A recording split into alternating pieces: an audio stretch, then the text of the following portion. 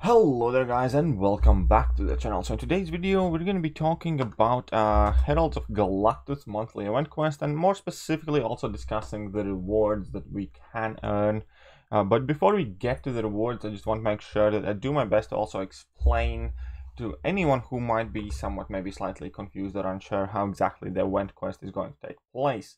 And the base idea is that we will have another kind of like special calendar, and we will receive Galactus's favor a day. So we're going to have 28 days where we receive Galactus's favor.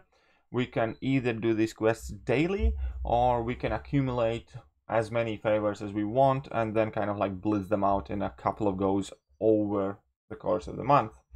And the base idea is that their quests will rotate.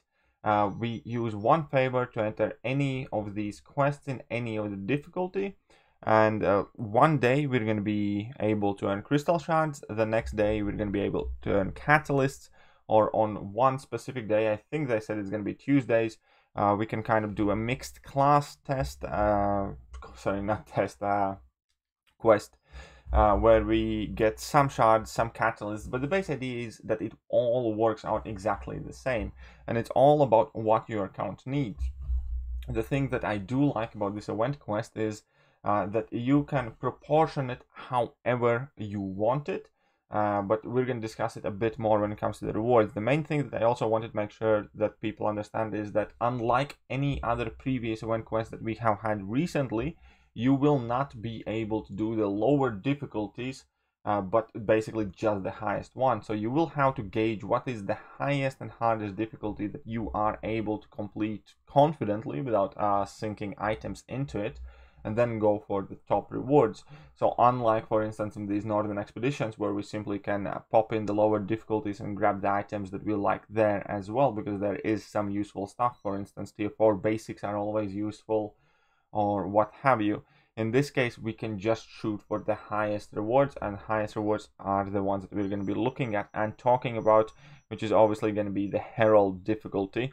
But to put it in comparison, well, it's quite significant improvement compared to the Epic difficulty. So if you have access to Herald difficulty, obviously that is the one that's most rewarding.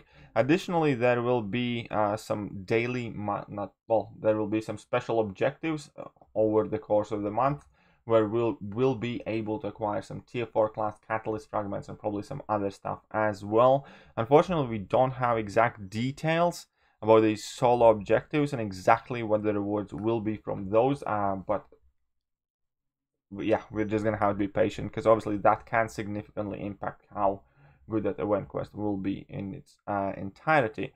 However, let's go and take a look at the rewards, and as you can see, if you are going to be going for crystal shards exclusively, there is a very significant increase in amount of 6-star shards you can earn from this difficulty. And if you just do the crystal shard quest, which will be available on Wednesdays, Fridays, and Wednesdays, Fridays, and Sundays, then you can earn 3 5-star crystals, or 30,000 5-star shards, a fully formed 6-star crystal, well, a bit more than fully formed 6-star crystal, 56 generic 5-star signature stones, which is also quite big in my opinion, and additionally 1.4 million gold.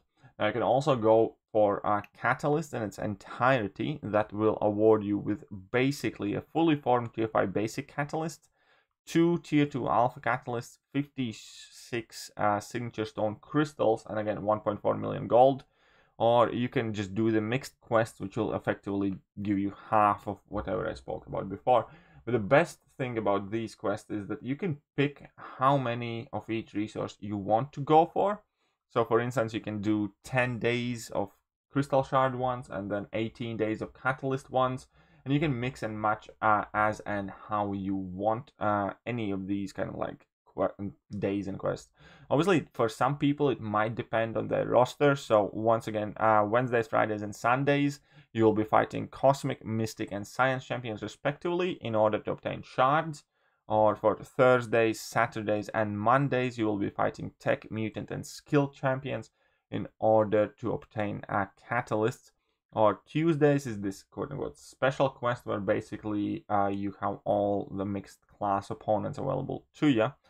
But overall, so I do believe that this is quite decent a reward improvement. Also, side event in itself giving an option of earning a fully formed 6-star crystal is the first time ever in Marvel Quest of Champions.